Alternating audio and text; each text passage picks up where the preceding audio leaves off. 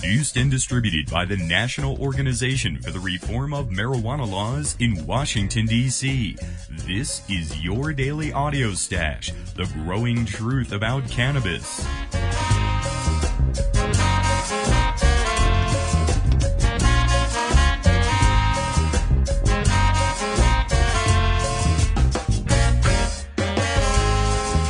Daily Audio Stash is where responsible marijuana smokers listen in on the latest news about cannabis, hear the voices of the marijuana law reform movement in special segments and interviews, and kick back with comedy and music no other podcast can offer. It's NORML's Daily Audio Stash. More information at normalaudiostash.com.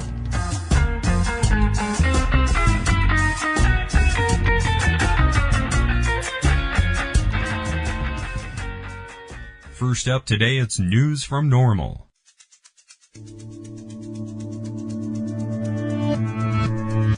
From Washington, D.C., voters in 3 states and several municipalities will decide Tuesday on proposals to depenalize the possession and use of cannabis by adults.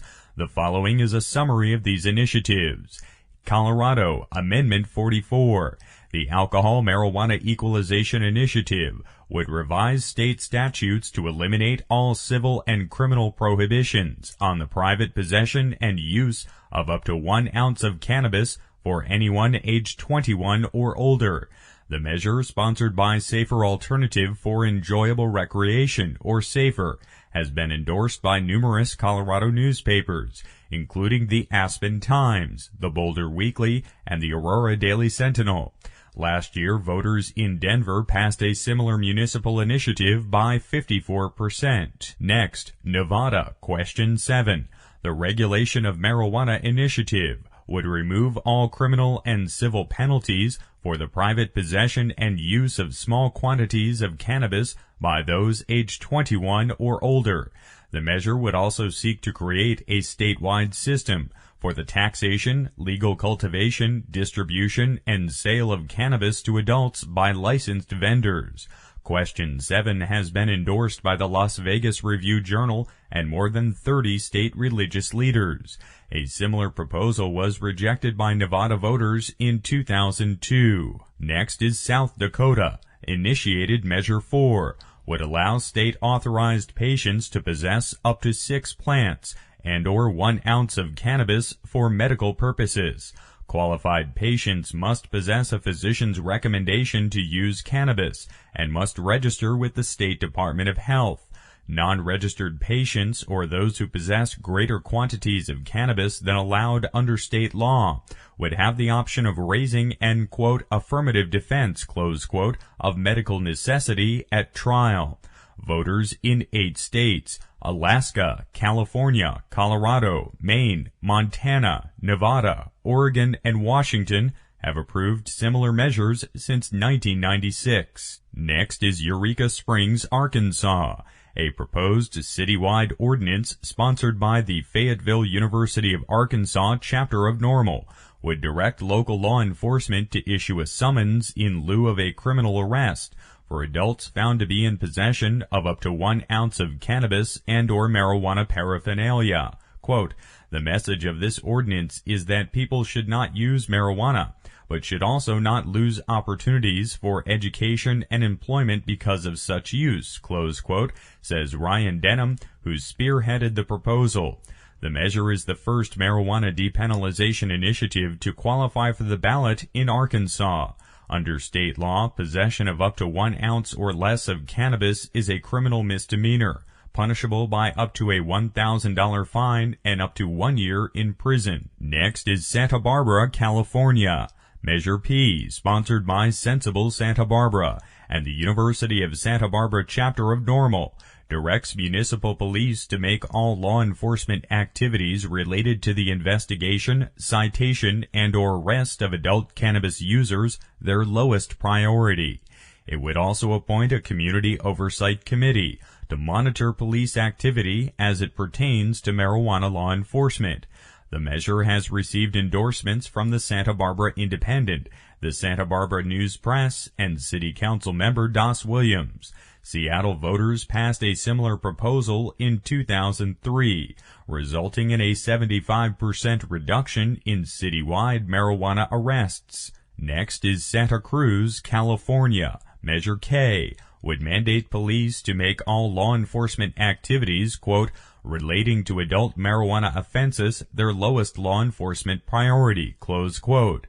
The measure further directs city officials to refuse, quote, any federal funding that would be used to investigate, cite, arrest, prosecute, or seize property from adults for marijuana offenses, close quote. The Democratic Party of Santa Cruz County, as well as several local politicians, are backing the measure. Next is Santa Monica, California. Measure Y directs police to make law enforcement of minor marijuana possession violations their, quote, lowest law enforcement priority, close quote, and mandates the city council to issue semi-annual reports on the, quote, estimated time and money spent by the city on law enforcement and punishment for adult marijuana offenses, close quote. The measure has been endorsed by the California Nurses Association and the Santa Monica Democratic Club. City officials in nearby West Hollywood enacted a similar ordinance this summer. Next is Missoula, Montana. Initiative 2, an initiative to alter law enforcement priorities in Missoula County, directs local police to make the enforcement of minor marijuana violations their lowest priority, and appoints a community oversight committee to ensure that the police are obeying the voters' mandate. According to the initiative's sponsors, Citizens for Responsible Crime Policy, a Missoula citizen is arrested every 33 hours on marijuana-related charges. Under Montana law, possession of up to approximately 2 ounces of cannabis is a criminal misdemeanor, punishable by up to 6 months in jail and a $500 fine. Extensive coverage in audio is presented on NORML's Daily Audio Stash podcast at normalaudiostash.com. More information about all of the initiatives is available at NORML.org.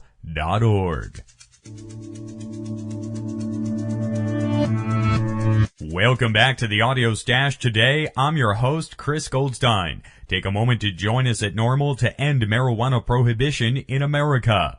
Just visit NORML.org.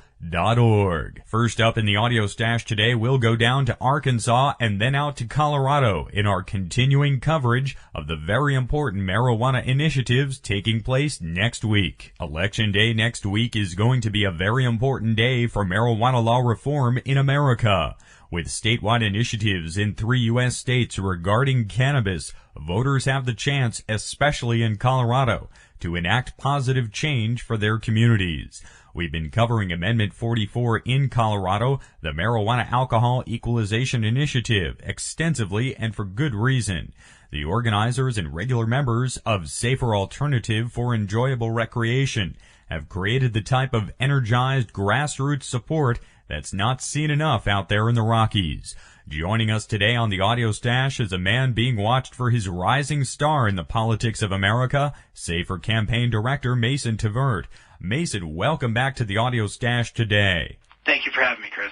Great to speak with you today, Mason. Last Friday's events in Denver at the Capitol really showed off the broad grassroots support in Colorado for Amendment 44.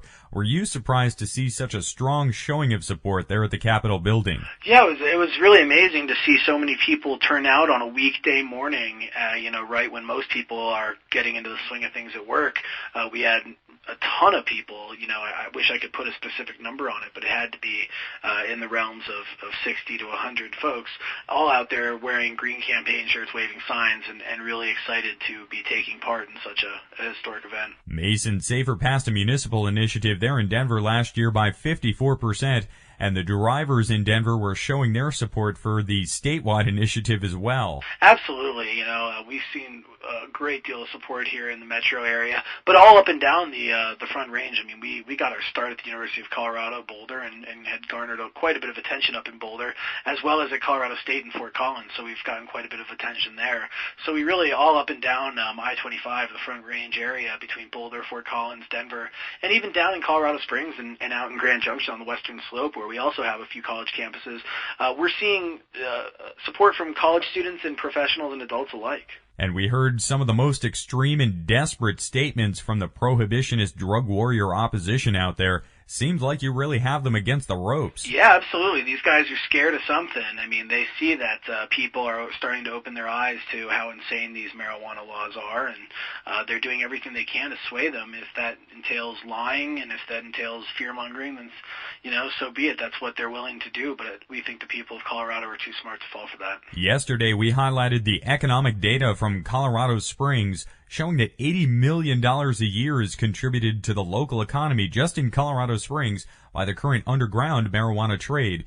Is that data surprising to you, or is it in line with how many regular marijuana consumers there are in Colorado? It goes both ways. I mean, I'm totally aware of the fact that there are a number of people down in Colorado Springs who are recreational marijuana users, but what's also very interesting is there is a very good organized group of patients and care providers there when it comes to medical marijuana.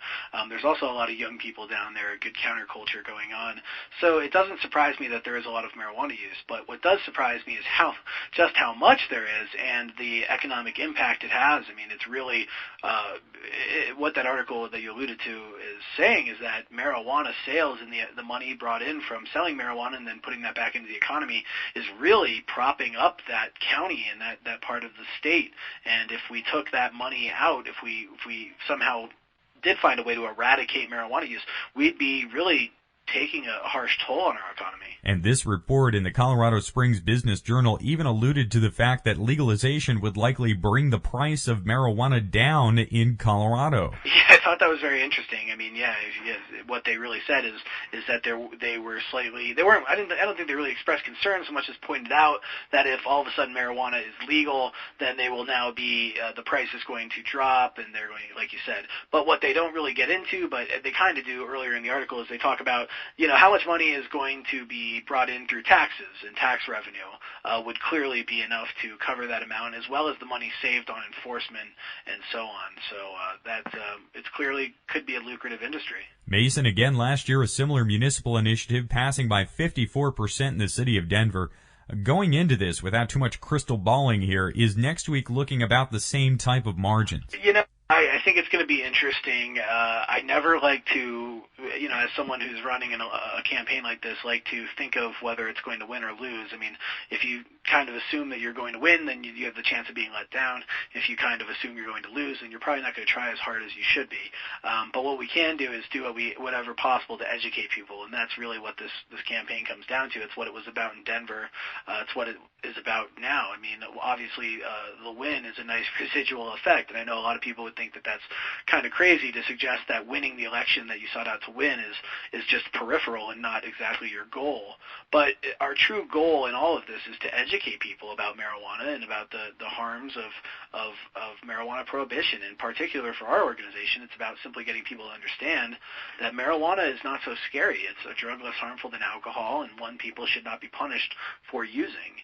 And I think that the people of Colorado, if they hear this message, if they are made aware of this, the fact that marijuana is relatively benign, it is less harmful than alcohol, I don't know why they would want to continue punishing adults for using it. And we kind of work under the notion that we're out to change the people and not so much out to change the policy. We think that if we do a good job of educating people and they are aware of the ins and outs of this thing, there's no reason why they wouldn't support it. Also, Mason, this week the Washington Times newspaper ran a profile of you personally. Were you expecting this type of attention from national media as the campaign coordinator there? Well, I thought it was funny that right off the bat she called me pudgy, but I guess I can hang with that. I guess, she calls them like she sees them. But, I think it was a great article. I think it really hit at the heart of the issue, which is that this is a movement of people, a movement of citizens who think that our laws need to change, and our country is a country based on what the people want, especially when what the people want is grounded in fact and science. Obviously, if people wanted segregation, that was not grounded in fact and science. It was grounded in fear. And, right now what we do see grounded in fear is marijuana prohibition. I mean, this is simply our government trying to maintain a failed status quo, and we have citizens, everyday citizens, myself included, but also folks like those who were out Friday afternoon. We had everyone from 8-year-old homeschooled children to college students to retired people, 50, 60 years old. These are just people who live their everyday lives. They work hard, and they don't think that they should be criminals, and they don't think that those people they know who use marijuana should be criminals. And they're finally making their voices heard, and that's what's so important about this is that, it's not so much what the article in the Washington Times said, but the fact that there was an article in the Washington Times, that this is an issue that's being talked about and is not going to go away. And that's what's so important is we've made this a debate in Colorado and now even around the country and really fueled the debate over this issue. Also, Mason, last week with Governor Owens descending the steps of the Capitol and also in a simultaneous descent in his rhetoric, speech, and probably political career, this issue seems to be having an even broader political impact. Absolutely, and I think so your listeners know. I think what you're referring to is Governor Owens, the top official in our state, standing side by side with a bunch of uniformed police officers who feel the need to police social behavior, nonviolent social behavior. This group of people calling a group of peaceful protesters fascists. They suggested that we were Nazis and said that we should be wearing brown shirts instead of the green campaign shirts that we had on, which is really quite appalling, not only as a Jewish person, but just as a human being who recognizes the difference between a group of people that were seeking genocide of an entire species versus a group of people who are protesting laws that punish nonviolent people who use marijuana. I really don't see the connection between the two. That was just one of the very appalling things that came out of our governor's mouth. The other thing came out from a sheriff's mouth, Sheriff Wagner from Park County. This is a guy who was recently dragged into the national spotlight because he's the sheriff of the county where Bailey, Colorado is. That's where the school shooting occurred just recently, a horrific event. But he tried to use that horrific event for their own political gain. They actually stood there and read off of a script that the unexpected horrors of marijuana would rival the unexpected horrors of a school shooting. It was the most reefer madness moment I've ever witnessed in my entire life. I'm not very old, but I've heard a lot of BS about marijuana and its supposed harms. This really was the bottom of the barrel. And do you think it might be getting to the point where these government officials and law enforcement are really compromising their authority by using this mindless, desperate rhetoric and speech? I mean, let's say Amendment 44 passes next week. Where will these individuals stand with the public in putting the will of the voters into practice? It's a great question. I think that it really, what it comes down to is they're not going to have a choice. They're going to be forced to deal with this law because if it passes, there's not really anything they can do. I think that there will be a lot of criticism of these individuals. I think even if this law does not pass, there's going to be a lot of criticism of these individuals. A lot of people are going to look at this and say, well, wait a minute, I pay my local taxes, I pay my state taxes to elect this man and have him be on the streets and directing police efforts. And what is he spending his time doing? He's standing on the steps of the Capitol suggesting that if we make marijuana legal, the sky is going to fall and it's going to be the end of the world. People don't want their taxes and their money going towards that. They don't think it makes sense. They know that this sheriff, these are small town people. They've seen this sheriff consume alcohol. They know that he's completely hypocritical on this issue. They hear other law enforcement officials like Norm Stamper, the former chief of police of Seattle, who was out there speaking on our behalf. They also hear from great individuals like Sheriff Bob Broadus of Pitkin County, Colorado, Bill Masters of San Miguel. These guys, are very honest about this. They say, should people use marijuana? Probably not. It's not really the best thing for society for people to be using any drug. But the fact is that right now we're hurting people more by keeping it illegal than we would be if we allowed adults to use it. I think that the people of Colorado are going to keep that in mind when they go to the polls to elect their sheriffs next time. Mason, I want to thank you again for taking time in a very busy week to speak with us here on NORML's Daily Audio Stash. And I look forward to speaking with you next week on the 8th. Absolutely. I look forward to it. Mason Tvert is the campaign director for Amendment 44 in Colorado, sponsored by Safer Alternative for Enjoyable Recreation.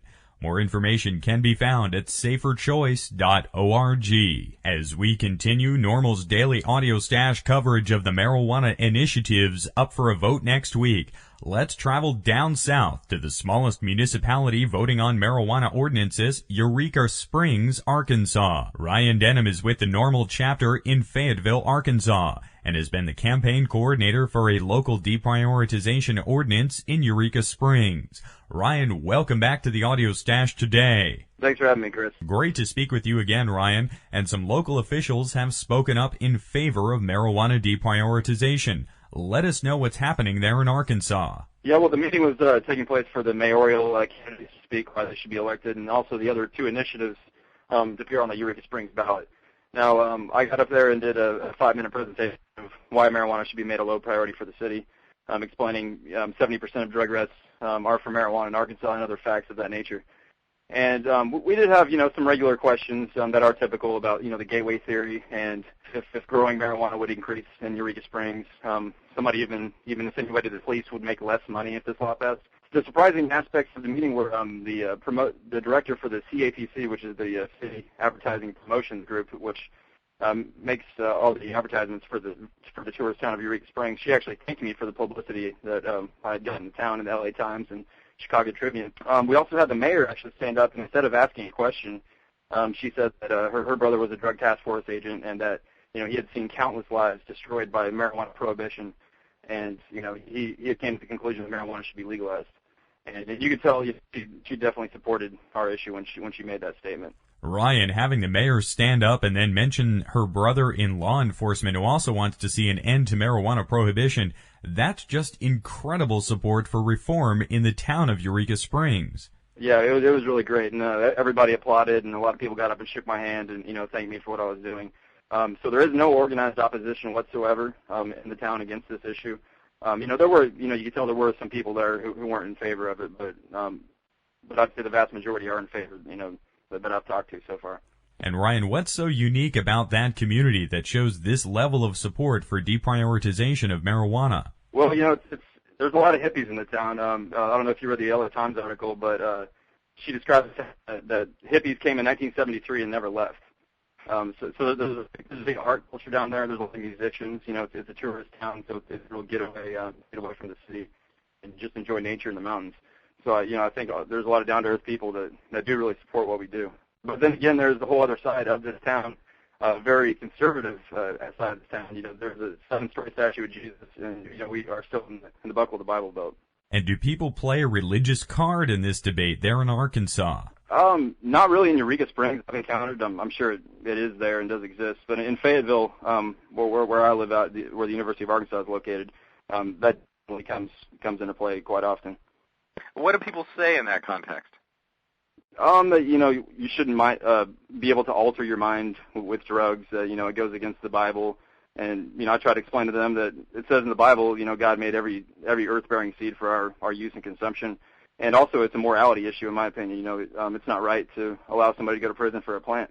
And whether you agree with marijuana use or not, I think it comes down to a morality issue sometimes for some people. Ryan, you mentioned the LA Times article. How have local Arkansas media covered the Eureka Springs ordinance? Well, we've been on TV in Little Rock. We've been on TV here in Fayetteville. We've been in the biggest paper that's distributed all over the northwest Arkansas area.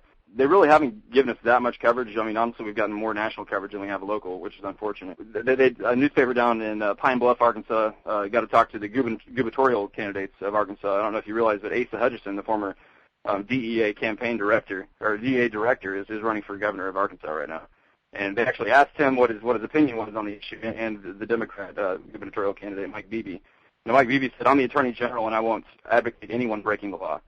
And then Asa Hutchinson said, "I'm against it. I'm totally opposed to it. I believe it's the wrong message. I want Eureka Springs to be a haven for family tourism and not for marijuana tourism." Also, Ryan, with the national media, do you think this ordinance is going to perhaps shed a different light on that region nationally? Absolutely, and for Missouri, too, since it's so close to the border. Yeah, I was really surprised. I thought it was going to get the complete opposite remark, from the advertising group, thinking it would deter, tourists coming into the town. But I think they understand that it's probably going to increase tourism, and outsiders are going to hear about this cool town called Eureka Springs and want to go check it out. So, and I definitely think it's going to have a positive influence in the state of Arkansas as a whole, in the legislature and our elected representatives. And finally today, Ryan, how much money is being spent statewide there in Arkansas right now to arrest peaceful marijuana smokers? Arkansas last year spent $29 million to enforce federal and state marijuana laws. But, actually it's higher than that. You can't account for all the police time spent on it. But it's at least $29 million. And actually 70% of those, or 90% of that 70% is for possession only, like, a lot of other places in the United States. It's a shame. We are the second poorest state in the nation, and, we're one of the top meth states also in the country. So, it's really ridiculous. Ryan Denham from NORML in Fayetteville, Arkansas. Thanks again for joining us today, and I look forward to speaking with you again next week. I really appreciate it, Chris. Ryan Denham is the campaign coordinator of the Eureka Springs, Arkansas Marijuana Deprioritization Initiative. We'll have extensive coverage of the results from next week's election in Wednesday, November 8th's edition of NORML's Daily Audio Stash. Stay tuned. We're gonna round out our audio stash today with some great reggae from down in Arkansas from Joseph Israel. Ryan Denham from the Arkansas chapter of NORML and the campaign coordinator for the municipal initiative in Eureka Springs, Arkansas, turned us on to this musician. Joseph Israel shows his support for NORML on his stage performances down there in Arkansas. We've got links to Joseph Israel at NORMLAudioStash.com. Here's Gone Are the Days. So many paths, only one road to choose. If you live for yourself, you know you will lose. In your heart, let true love rule. We are made with godly attributes. Things gonna be right when it's right there we choose. Yes, we gotta live up now. Yes, we gotta live up now. Yeah, yeah, yeah, yeah.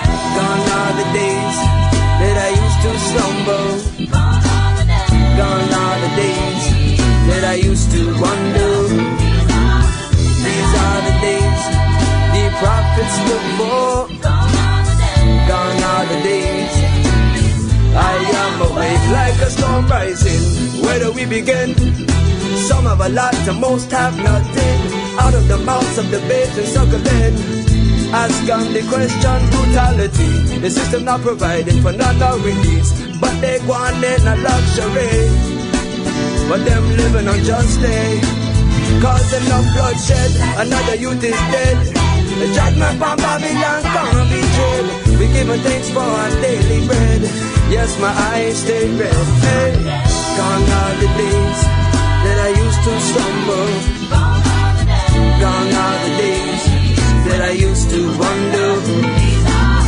These are the days Revelation spoke for. Gone are the days I am awake. The world leaders, them are working in vain. They made the millions off the slave trade. Now they flooded the ghettos with guns and cocaine. Them go down the drain. Lift up your voice, lift up your heart, lift up your spirit. Go to the eternal ever living, the one who gives it. Cause he's the ancient of days, it's him that we praise. He the only one can bust all the chains. Live up now, hey, we gotta live up now. Yeah, yeah, hey. Gone are the days that I used to stumble. Gone are the days that I used to wonder. These are the days the prophets look for. Yeah, yeah, gone are the days Israelites, they are awake, yeah.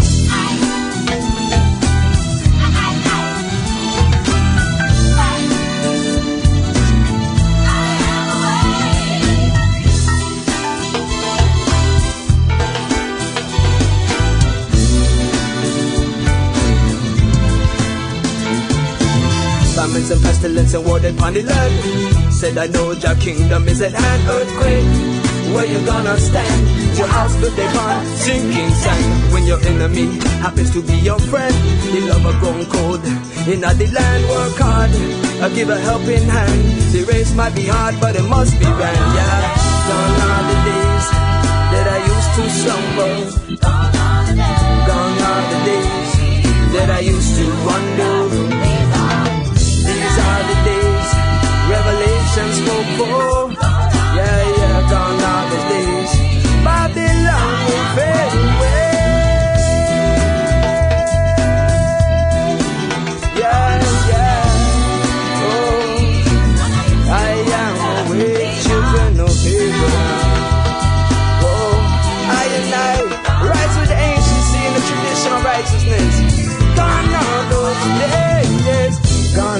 days that I used to slumber.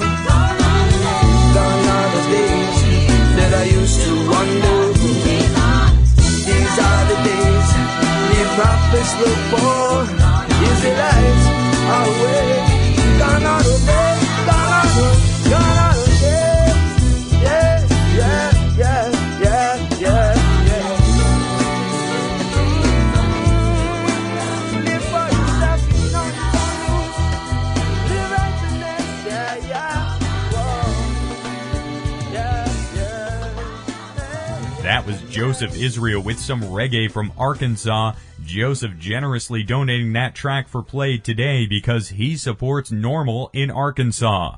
That track was called Gone Are the Days. We have links to Joseph Israel at normalaudiostash.com.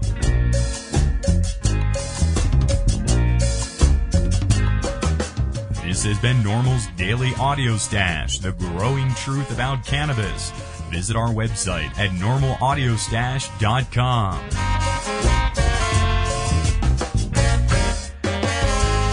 If you listen to the Audio Stash, vote for us at Podcast Alley or other podcast directory services. I'm your host, Chris Goldstein. Thanks for listening today. Everyone have a fun summer weekend out there, and we're back at 4:20 on Monday.